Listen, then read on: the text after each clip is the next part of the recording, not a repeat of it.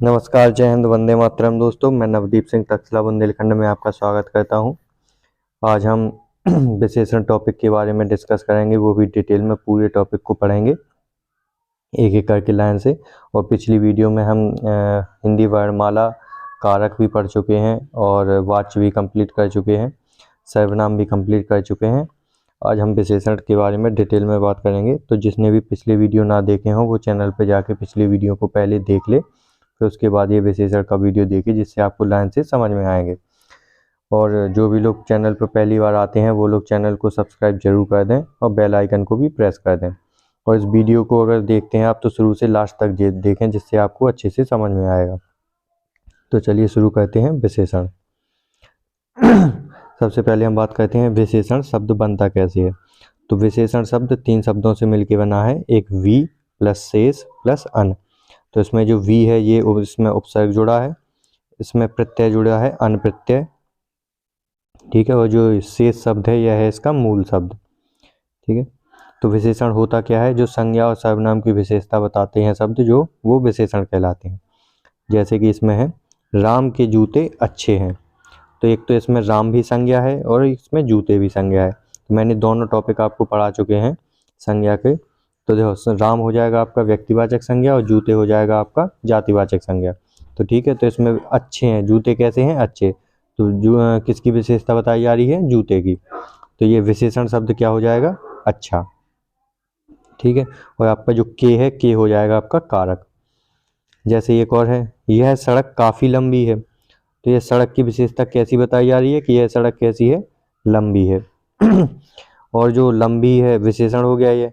विशेषण की भी जो विशेषता बताता है वह कहलाता है प्रविशेषण, इंग्लिश में कहते हैं उसको एडवर्ब। तो यह लंबी कितनी है, काफ़ी लंबी है। तो काफ़ी शब्द है, ये हो जाएगा आपका प्रविशेषण। ये हम आगे वीडियो में पढ़ेंगे जब हम प्रविशेषण के बारे में पढ़ेंगे। जैसे एक वाक्य है, यह राम के बूढ़े पिताजी हैं। तो किसके पिताजी हैं, ये राम के। और पिताजी कैसे हैं, बूढ़े हैं। तो पिताजी भी एक संज्ञा है, कौन सी संज्ञा है आपकी, जातिवाचक संज्ञा। तो पिताजी कैसे हैं, बूढ़े। पिताजी की विशेषता बताई गई है कि यह कैसे हैं, बूढ़े हैं। तो यह आपका ये बूढ़े शब्द है, यह क्या हो जाएगा आपका विशेषण। पिताजी आपकी संज्ञा है, के आपका कारक है, यह जो आगे लगा है हम पहले पढ़ चुके हैं, यह क्या है, सर्वनाम है। यह हो गया, वह है, तू, तुम, आप, ये शब्द क्या है आपके, सर्वनाम होते हैं। और राम आपका क्या हो जाएगा, संज्ञा हो जाएगा। तो एक पूरे वाक्य में जो जो शब्द होते हैं मैंने सबके बारे में बता दिया कि कौन सा शब्द क्या है। और आपका जो लास्ट में है यह क्या है, आपकी सहायक क्रिया। ये आप एक बार डेफिनेशन फिर देख लीजिए। संज्ञा सर्वनाम की विशेषता बताने वाले शब्दों को क्या कहते हैं, विशेषण कहते हैं, ठीक है। जैसे राम सुंदर लड़का है। तो लड़का कैसा है, सुंदर है। सुंदर शब्द क्या हो जाएगा आपका, विशेषण। जैसे यह गाय काली है, यह काली गाय है। तो गाय की विशेषता क्या है आपकी, तो वह कैसी है, काली है। तो यह शब्द क्या हो जाएगा आपका, विशेषण, ठीक है। यह हो गया ओनली विशेषण। फिर अब देखेंगे हम विशेषण के भाग कि कितने प्रकार के होते हैं। अब आपका जो क्वेश्चन है वो यहाँ से आता है, विशेषण के भाग से। जैसे विशेषण के कितने भाग होते हैं, 4। आप इसको कैसे याद कर लेंगे कि विशेषण शब्द में कितने वर्ण हैं, कितने अक्षर हैं, 4। 1 2 3 4। तो विशेषण कितने प्रकार के होते हैं आपके, 4 प्रकार के, ठीक है। जैसे बताया था संज्ञा कितने प्रकार की है, तो जब हम ज्ञानी बनाते हैं तो वो 5 जैसे लगते हैं, 5 जैसे। तो याद करने में आसानी होगी कि क्रिया वो संज्ञा कितने प्रकार की होती है आपकी, 5 प्रकार की। विशेषण कितने प्रकार के होंगे आपके, 4 प्रकार के। और ऐसे ही सर्वनाम के बताया था कि सर्वनाम में वाह में जो ऊपर रा की रेफ लगाते हैं तो वहीं पे उसको 6 बना देते हैं। तो सर्वनाम कितने प्रकार के हो जाएंगे, 6 प्रकार के। कौन कौन से विशेषण होते हैं आपके, गुणवाचक, सार्वनामिक, संख्यावाचक और परिमाणवाचक। कौन कौन से, गुणवाचक, सार्वनामिक, संख्यावाचक और परिमाणवाचक। जिसमें से आपके संख्यावाचक और परिमाणवाचक के दो भाग होते हैं, निश्चित, अनिश्चित, और निश्चित और अनिश्चित। मतलब निश्चित संख्यावाचक होता है और एक अनिश्चित संख्यावाचक। ऐसे ही निश्चित परिमाणवाचक और अनिश्चित परिमाणवाचक, ठीक है। आपको ये डेफिनेशन याद रखनी है, जिससे आपको बिना किसी दिक्कत के आराम से याद हो जाएगा और आप क्वेश्चन भी सही कर लेंगे। जैसे गुणवाचक विशेषण पहला लेते हैं। इसमें क्या बताया जाता है, जहाँ रंग, आकार, विकार, दिशा, धर्म, गुण, दोष आदि का बोध होता है वहाँ गुणवाचक विशेषण होते हैं। जैसे किसी व्यक्ति, वस्तु या स्थान, किसी के बारे में भी अगर हम उसके रंग के बारे में, उसके आकार विकार के बारे में, दिशा के बारे में या धर्म या गुण दोष के बारे में बात करते हैं तो क्या होगा वहाँ पे गुणवाचक विशेषण। अब हम इनके एग्जाम्पल देखते हैं। जैसे राम मोटा लड़का है, तो इसका राम के जो लड़का है ये इसकी क्या बताया जा रही है, मोटा बताया जा रहा है, तो इसके क्या आकार के बारे में बात की जा रही है, तो यहाँ पे क्या होगा गुणवाचक। जैसे यह लंबी सड़क है, तो सड़क की क्या बताई जा रही है, लंबाई की, यह कैसी है, लंबी है। जैसे यह काली गाय है, तो गाय का रंग रूप बताया जा रहा है कि कैसी है, काली है, तो इसमें भी क्या हो जाएगा गुणवाचक। मोहन पूर्व दिशा में है, तो इसमें क्या बताई जा रही है, सीधी सीधी दिशा बताई जा रही है, तो क्या होगा आपका गुणवाचक। जैसे मैं हिंदू धर्म का व्यक्ति हूँ, तो इसमें मेरी क्या बताई जा रही है, जाति नहीं सॉरी धर्म बताया जा रहा है, तो क्या होगा इसमें भी गुणवाचक विशेषण। ठीक है, आप अगर ये इतनी सी 2 लाइन की डेफिनेशन याद कर लेंगे तो आपको ये पूरा याद हो जाएगा कि जहाँ रंग रूप आकार विकार दिशा धर्म गुण दोष आदि शब्द बताए जाएं वहाँ पे क्या होता है गुणवाचक। ठीक है, अब देखते हैं सार्वनामिक विशेषण। ऐसे सर्वनाम जो विशेषण की तरह प्रयोग किए जाते हैं वहाँ सार्वनामिक विशेषण होता है। तो आपको इसके पहले ही टॉपिक पढ़ाया था इसलिए कि सर्वनाम का, जिससे आपको इसमें आसानी होगी। जैसे इसमें कहा है कि जो शब्द आपके विशेषण थे, जैसे यह है वह है ये ऐसा वैसा, ये शब्द क्या थे आपके सर्वनाम थे। जब यही शब्द किस तरीके से काम करें आपके विशेषण के रूप में, मतलब विशेषता बताने लगे संज्ञा या सर्वनाम की, तो ये क्या हो जाते हैं सार्वनामिक विशेषण। जैसे यह घर बहुत सुंदर है, तो ये घर संज्ञा क्या है आपकी, घर, घर कैसा है, सुंदर, इसमें क्या बताई जा रही है, विशेषता बताई जा रही है। तो ये जो आगे यह लगा है, यह आपका ये सर्वनाम ना होकर क्या हो जाएगा आपका सार्वनामिक विशेषण। ठीक है, जब भी ये आपके सर्वनाम शब्द विशेषता बताने लगे उस वाक्य की या उस संज्ञा की, तो यह कैसे हो जाते हैं आपके सार्वनामिक विशेषण हो जाते हैं। ठीक है, जैसे वह लड़का चतुर है, तो वह लड़का क्या है, चतुर है, तो लड़का की विशेषता क्या है कि वह चतुर है।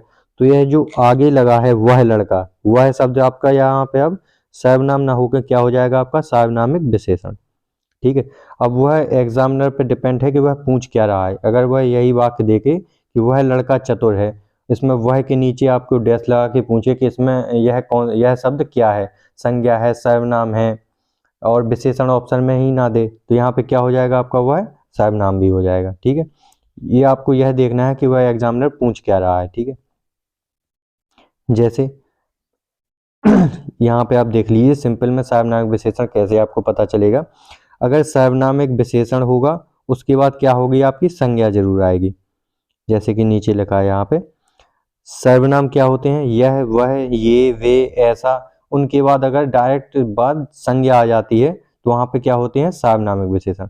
अब आप जब एग्जाम्पल देखेंगे तो अच्छे से समझ में आएगा। जैसे ये था वह लड़का चतुर है, तो वह शब्द क्या था आपका सर्वनाम, उसके बाद जस्ट क्या आया है लड़का, तो लड़का क्या है आपकी जातिवाचक संज्ञा। जातिवाचक संज्ञा है, तो सर्वनाम के बाद जस्ट क्या आ गया संज्ञा, तो यहाँ पे वह क्या हो जाएगा आपका सार्वनामिक विशेषण। आपको ये ध्यान रखना है। जैसे यह है ये ऐसा घर नहीं देखा, तो ऐसा शब्द क्या है आपका सर्वनाम, उसके बाद क्या आया है शब्द घर, घर क्या है आपका, ये भी जातिवाचक संज्ञा है, क्योंकि जितने भी घर हैं उनको हम क्या कहते हैं घर ही, तो क्या होती है जातिवाचक संज्ञा। तो यहाँ पे क्या हो जाएगा ये सार्वनामिक विशेषण। जब हम घर का हम नाम दे दें कि जैसे किसी के घर का, शाहरुख खान के घर का नाम क्या है मन्नत, तो जब हम घर का नाम दे देंगे तो वह क्या हो जाएगा आपका व्यक्तिवाचक संज्ञा। जब तक हम अकेला घर बोलें तो क्या होगा आपका जातिवाचक। ठीक है, सर्वनाम के बाद अगर जस्ट बाद संज्ञा आती है तो वहां पे क्या होते हैं सार्वनामिक विशेषण। अब हम बात करते हैं संख्यावाचक विशेषण। यहाँ से क्वेश्चन बनता है आपका संख्यावाचक से और फिर उसके बाद परिमाणवाचक से। इन दोनों में बहुत कंफ्यूजन होता है बच्चों को। देखते हैं संख्यावाचक होते हैं 2 प्रकार के, निश्चित संख्यावाचक और अनिश्चित संख्यावाचक। पहले हम देखते हैं निश्चित संख्यावाचक। तो यह होते हैं आपके 6 प्रकार के। इसमें ज्यादा कुछ नहीं है आपका। जैसे पूर्ण संख्यावाचक, इसको एक और नाम से जाना जाता है गणना बोधक, मतलब एक गणना की जा रही है। कैसे, इसमें शब्द कैसे आते हैं 10 20 ऐसे 30 40 50 100, मतलब ऐसी गणना टाइप में होती है, तो इनको क्या कहते हैं पूर्ण संख्यावाचक। और यह गणना कैसी है, पूरी है, मतलब एक सम संख्या है कि 10 है 20 है 30 है 40 है 50 है। ठीक है, इसके बाद दूसरा आता है अपूर्ण संख्यावाचक, मतलब संख्या जो होगी वो अपूर्ण होगी। जैसे आधा, पौना, डेढ़, सवा, ढाई, ऐसे शब्द आते हैं तो क्या होती है संख्यावाचक तो है लेकिन कौन सी संख्यावाचक? अपूर्ण संख्यावाचक। जैसे इसके बाद आता है क्रमबोधक। आपको पता है कि क्रम कैसा होता है? पहला, दूसरा, तीसरा, पांचवा, आठवां। कहते हैं ना कि इनका क्रम कौन सा है, या पहले स्थान पर आए या दूसरे स्थान पर। तो क्रमबोधक विशेषण होगा जो होगा संख्यावाचक में, तो कैसे आएगा शब्द? पहला, दूसरा, पांचवा, आठवां। जैसे वो शब्द देगी राम अपनी कक्षा में प्रथम या पहले स्थान पर आया, तो यहाँ पे क्या होगा आपका? क्रमबोधक। पहले तो होगा संख्यावाचक, लेकिन उसमें भी संख्यावाचक में भी कौन सा आपका? क्रमबोधक। फिर आता है आपका चौथा आवृत्ति बोधक। आवृत्ति मतलब कोई चीज बार बार हो रही हो, तो उसी को आवृत्ति कहते हैं। जैसे इनमें शब्द आते हैं 2 गुना, 3 गुना, 4 गुना, उसने 2 गुने पैसे लिए, उसने 3 गुना लगान लिया। तो ये शब्द कैसे होंगे आपके? आवृत्ति बोधक। मतलब एक चीज को उतनी ही मात्रा में दोबारा ले लेना, क्या होता है? 2 गुना। उतनी मात्रा में 3 बार ले लेना, मतलब 3 गुना। ठीक है, तो यह क्या होता है? आवृत्ति बोधक। इसके बाद पांचवा होता है आपका समूह बोधक। मतलब एक चीज समूह में आ रही हो, जैसे तीनों, पांचों, दसों। जैसे एक डायलॉग भी है कि सन्नी देओल का कि सातों को साथ मारूंगा, एक साथ मारूंगा। तो उसमें क्या है? सातों शब्द क्या हो जाएगा आपका? समूह बोधक। संख्यावाचक में समूह बोधक। ठीक है, ऐसे शब्द आते हैं उसमें। एक समूह में मतलब सातों से क्या मतलब होगा? कि 7 व्यक्ति हैं और एक साथ है, मतलब एक समूह में है। ठीक है, तीनों का क्या होता है? मतलब कि 3 लोग हैं और एक साथ हैं, तो समूह बोधक। अब फिर आता है प्रत्येक बोधक। इसमें आते हैं 1 1, 2 2, हर एक, मतलब एक एक करके उन्होंने एग्जाम पास किया, 2 2 करके वह विद्यालय गए, हर एक व्यक्ति को पुरस्कार मिला। तो एक हर एक, प्रत्येक, एक एक करके, ये 2 2, 3 3, ये क्या होंगे आपके? प्रत्येक बोधक। ठीक है। इसकी डेफिनेशन पहले ही बता दी थी। जहां जिन विशेषण शब्दों में गणना का बोध होता है वहां संख्यावाचक विशेषण होता है। जैसे अब अनिश्चितवाचक, यह बिल्कुल सरल है आपको। इसमें कई आएगा या फिर कुछ आएगा। जैसे सभा में कई लोग मौजूद थे, तो मतलब जितने भी लोग होंगे उनकी हम गिनती तो कर सकते हैं, लेकिन कितने इसमें बताया नहीं गया है। कितने लोग मौजूद थे? कई लोग, मतलब इनको पता नहीं है। जैसे कक्षा में कुछ छात्र बैठे हैं, कितने छात्र हैं? कुछ हैं, तो इसमें क्लियर नहीं है, तो क्या होगा आपका? अनिश्चित संख्यावाचक। जैसे कक्षा में कई गुना छात्र बैठे हैं, तो कई गुना शब्द तो आ गया है, लेकिन इसमें कितने हैं? कई गुना, मतलब एक संख्या है जो वो निश्चित नहीं है, तो क्या होगा आपका? अनिश्चित संख्यावाचक। ठीक है। जैसे बाजार से 3 दर्जन केले खरीदे, तो दर्जन तो है लेकिन कितना है? 3, संख्या दे दी है, तो इसमें क्या हो जाएगा आपका? निश्चित संख्यावाचक। और इसमें ऊपर जो है बाजार से कई दर्जन केले खरीदे, तो दर्जन शब्द तो है लेकिन कितने? कई, मतलब संख्या निश्चित नहीं है, तो क्या होगा आपका? अनिश्चित। अब देखते हैं लास्ट, परिमाणवाचक विशेषण। परिमाणवाचक में का क्या आता है? जहां नापतोल का बोध होता है वहां परिमाणवाचक होती है। संख्यावाचक में था जहां पे गणना का बोध होता है, और परिमाणवाचक में क्या है आपका? नापतोल बताई जाती है किसी चीज वस्तु की।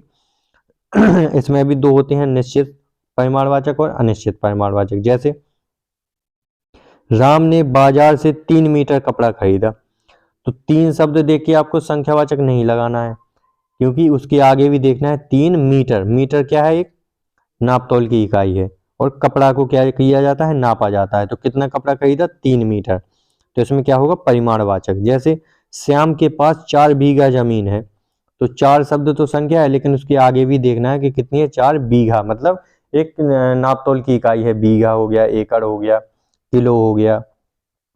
जैसे राजू के पास 50 तोला सोना है, तो 50 तो संख्या देख के आपको संख्यावाचक नहीं लगाना है, आगे देखना है कि कितना है? 50 तोला, या सोने को नापने की इकाई होती है, कितनी कितनी तोला है? तोला है, मतलब 50 तोला है, तो क्या है? एक परिमाणवाचक। कल्लू बाजार से 3 लीटर तेल लाया, तो कितना लाया? 3 लीटर, यह नाप के लाया है। ठीक है, तौल के नहीं कितना लाया है? नाप के लाया है। जैसे राम बाजार से 3 किलो केले लाया, वहां पे क्या था? 3 दर्जन था संख्यावाचक में। दर्जन में क्योंकि कितने होते हैं? एक दर्जन में होते हैं 12, लेकिन यहाँ पे क्या कहा गया है? 3 किलो, या क्या किया? तौल के लाया है। क्या होगा यहाँ पे? परिमाणवाचक, ना कि संख्यावाचक। आपको ये बिल्कुल छोटी छोटी माइनर सी डिटेल है, ये ध्यान रखनी है। और अनिश्चित परिमाणवाचक में क्या हो जाएगा? जैसे इसके उल्टे की क्लियर नहीं होगा। राम बाजार से कई मीटर कपड़ा खरीदा, मैंने गांव से कुछ किलो आलू खरीदे, कितने किलो, कुछ किलो, तो निश्चित नहीं है। किलो शब्द आएगा ही, इसमें परिमाणवाचक का नापतोल होगा ही, लेकिन क्लियर नहीं होगा कि कितना। जैसे मोहन की लंबाई कई फीट है, तो लंबाई कैसी की जाती है, नापी जाती है, तो लेकिन कितनी है, कई फीट, क्लियर नहीं है, तो क्या होगा आपका अनिश्चित परिमाणवाचक। तो ये आपका पूरा विशेषण का जो टॉपिक है वह खत्म हो गया है। आपको ये दो टॉपिक, दो जो हैं जो चीज, ये आपको बहुत अच्छे से ध्यान रखनी है। कौन कौन आपका, एक तो परिमाणवाचक हो गया, एक आपका हो गया संख्यावाचक। परिमाणवाचक और संख्यावाचक, ये दो आपको अच्छे से याद करना है, क्योंकि अगर वो देगा तो ज़्यादातर यहाँ से देता है। वैसे आपको पूरा ही ध्यान रखना है वह, क्योंकि कहीं से भी दे सकता है, और आपको कम से कम एक क्वेश्चन यहाँ से जरूर मिलेगा। और जिसको भी समझ में नहीं आता है कुछ, तो आप कमेंट करके बता सकते हैं, तो मैं उसको अच्छे से समझा दूंगा दोबारा। और मिलते हैं कल अगली वीडियो के साथ। तो इस वीडियो को ज़्यादा से ज़्यादा लोगों तक शेयर भी कर दें और लाइक भी कर दें। मिलते हैं कल अगली वीडियो में। जय हिंद दोस्तों।